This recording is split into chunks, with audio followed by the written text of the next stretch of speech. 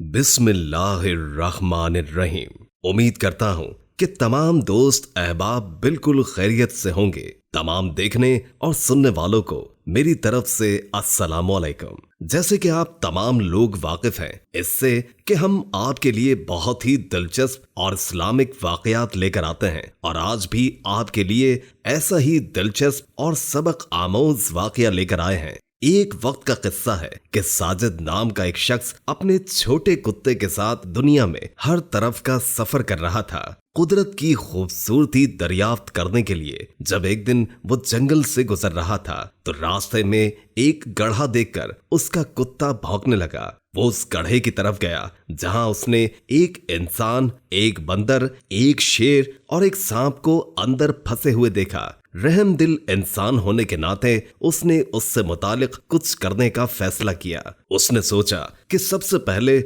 मैं इस इंसान को बचाता हूँ क्योंकि शेर इस इंसान को खा जाएगा। उसने आस पास नजर दौड़ाई तो उसको एक रस्सी का टुकड़ा मिल गया। उसने उस रस्सी को पकड़ा और उसका एक किनारा गड्ढे में डाल दिया। बंदर ने बड़ी फुर्ती से इस रस्सी को पकड़ा और इसे पकड़कर ऊपर पहुंच गया। इसके बाद सांप ने खुद को रस्सी पे लपेटा और ऊपर की तरफ अपना रास्ता बना लिया और आखिर शेर इसको पकड़कर और खींचकर ऊपर आ गया। तीनों जानवरों ने इस मुसाफिर का शुक्रिया अदा किया और अपने रास्ते पर चल दिए। चलते हुए इन तीनों ने कहा कि नीचे जो इंसान है उसको ना निकालना क्योंकि वो बहुत नाफरमान और एहसान फरामोश है। उस पर कभी भरोसा मत करना। एक लालची और एहसान फरामोश इंसान जो मदद के लिए तैयार नहीं था और जिद पर अड़ा था जब हम बाहर आने के लिए रास्ता तलाश कर रहे थे। ऐसा इन तीनों जानवरों ने उस मुसाफिर से कहा और इसके अलावा तीनों जानवरों ने उस मुसाफिर से कहा, आपका कभी भी हमारे इलाके से गुजर हो तो हमें जरूर याद कीजिएगा, हमें आपका एहसान चुकाने का मौका मिल जाएगा। और ये कहकर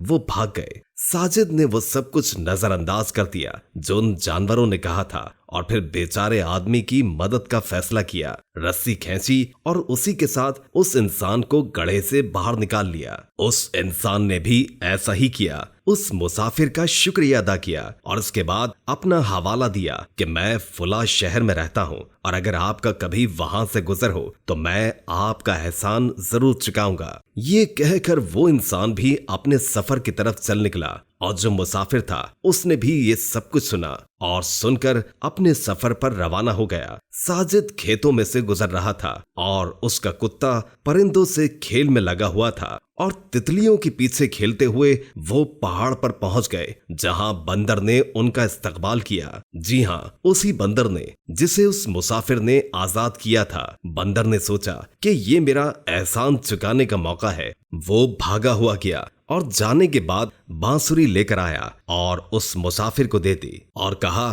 कि आपको कभी भी मेरी मदद की जरूरत हो तो आप ये बांसुरी बजाना, मैं आपके पास हाजिर हो जाऊंगा। उस मुसाफिर ने उस बंदर का शुक्रिया अदा किया और उसके बाद अपना सफर जारी रखा और बंदर को अलविदा कहा और पहाड़ से नीचे उतरते हुए चलते गए और जंगल से गुजरे। जहां उसने देखा कि शेर उनके पास चलकर आया है, उसने उन दोनों के आगे सजदा किया। शेर ने भी बंदर की तरह यही सोचा कि ये अच्छा मौका है इस मुसाफिर के एहसान चुकाने का। उसने भी इस मुसाफिर से कहा कि आप यहीं रुकें, मैं आपके लिए एक अनमोल चीज लेकर आता हूँ। शेर दरिया की तरफ दौड़ता हुआ गया जहां उसने देखा कि इस शहर की शहजादी इस दरिया पर नहाने के लिए आई हुई थी अपनी कुछ खादिमाओं के साथ। शेर उनके करीब पहुंचा जिसकी धाड़ सुनकर वो शहजादी और उसकी खादिमाएं भाग गईं और अपने कपड़े उठाकर ले गईं, लेकिन उस शहजादी का एक कीमती हार वहीं रह गया।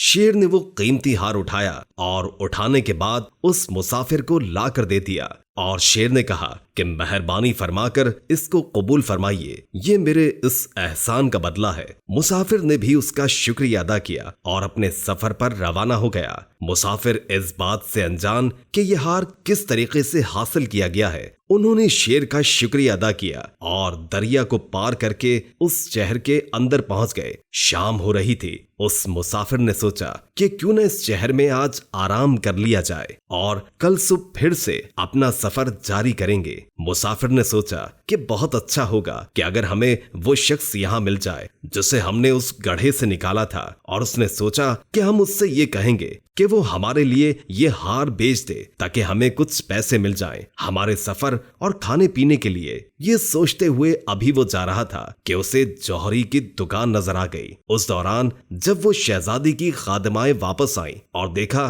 कि उस शहजादी का हार मौजूद नहीं है तो वो बहुत परेशान हो गई और इसी परेशानी की हालत में बादशाह के पास पेश हो गई और बादशाह से कहा कि किसी ने शहजादी का हार चोरी कर लिया है। और बादशाह ने ऐलान किया कि जो कोई भी इस बेशकीमती हार को वापस करेगा उसे इनाम से नवाजा जाएगा। वो इंसान जिसको उस मुसाफिर ने आजाद किया था वो एक जौहरी था। उस मुसाफिर को देखकर बहुत अच्छे तरीके से खुशामदीद कहा और उस जौहरी ने कहा कि मैं आपकी कैसे मदद कर सकता हूँ और आपके एहसान का बदला कैसे चुका सकता हूँ। उस मुसाफिर ने कहा, मुझे रात को आराम करने के लिए कुछ जगह चाहिए और खाने पीने के लिए कुछ चीजें चाहिए और मेरे पास बस एक हार है। मैं उम्मीद कर रहा था कि अगर आप मुझसे ये हार खरीद लें ताकि मैं वो पैसा अपने सफर के लिए इस्तेमाल कर सकूं। जौहरी ने उस हार को देखा और फौरन पहचान लिया कि ये तो वही हार है जो शहजादी के लिए बनाया गया था।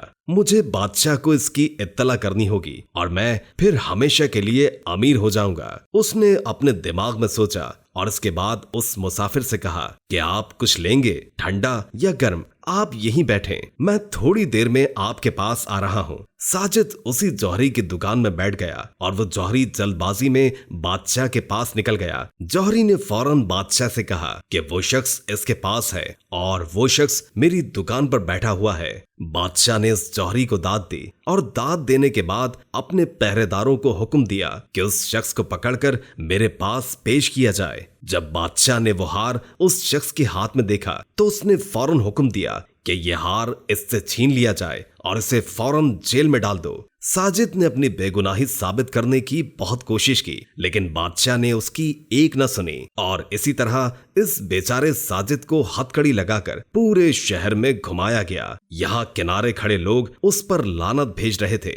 शहर के लोगों को इस तरह गालियां देते हुए देखकर वो साजिद बेचारा रो पड़ा और खुद को कोसने लगा कि शायद मैंने सुनी होती उन जानवरों की बातें इस आदमी की एहसान फरामोशी और नाशुक्री के बारे में तो मेरी ऐसी बुरी हालत न होती। तब उसे याद आया कि उसके पास बंदर का तोहफा है। उसने फौरन बांसुरी निकाली और उसको बजाया, जिसे सुनकर बंदर शहर में पहुंचा और देखा कि उसका वो दोस्त वो मुसाफिर साजिद उसे बादशाह के पहरेदारों ने पकड़ रखा है। बंदर और सांप के बिल के पास गया और उसे पुकारा। सांप बाहर आया और सांप को उस बंदर ने बताया कि साजिद जिसने हम पर एहसान किया था वो मुसीबत में है, हमें उसकी मदद करनी होगी। मुझे एक तरकीब का पता है। सांप ने कहा, मुझे उस शख्स के मुतालिक बताने के लिए आपका बहुत शुक्रिया। सांप अपनी बहन के पास गया और उसे पूरी कहानी सुना दी। उसने उस सांप को एक फूल दिया और कहा कि ये उस आदमी को दे देना, जब भी तुम्हें मौका मिले मैं उस खूबसूरत शहजादी पर जादू कर दूंगी।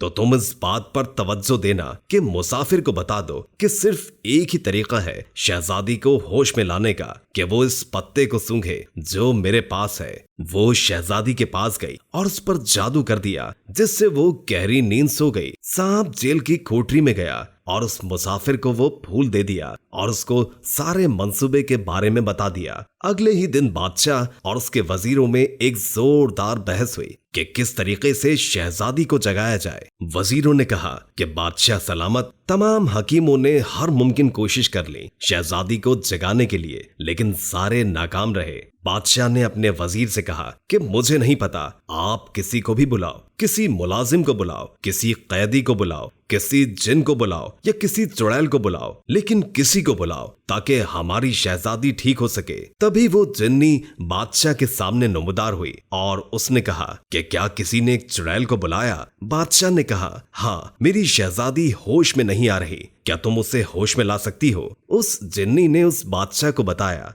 कि फला शख्स जिसको आपने कैद कर रखा है उसके पास इसका इलाज है। बादशाह ने फौरन हुक्म दिया कि फौरन उस इंसान को लेकर आए। वो मुसाफिर उस शहजादी के कमरे में गया और शहजादी को वो फूल सुंघाया, जिससे शहजादी फौरन होश में आ गई। बादशाह ने उस पर उस मुसाफिर का शुक्रिया अदा किया। इसके बाद उस मुसाफिर से पूछा, अगर तुमने हार नहीं चुराया तो तुम्हारे पास हार कैसे आया? साजिद ने बादशाह को पूरा हाल सुनाया। इसके बाद बादशाह ने शहजादी की जान बचाने के लिए उसको इनाम दिया और झूठी इत्तला देने के जुर्म में और अपनी जान बचाने के बदले में साजिद की मदद न करने के एवज में बादशाह ने जौहरी को कैद में डालने का हुक्म दिया। इसी तरह जौहरी ने एक बहुत अहम सबक सीखा कि हर इंसान को उस शख्स का एहसानमंद और शुक्रगुजार होना चाहिए जो उसकी मदद करता है, और उसके एहसान को लौटाना चाहिए बजाय लालची और खुद गरज बनने के।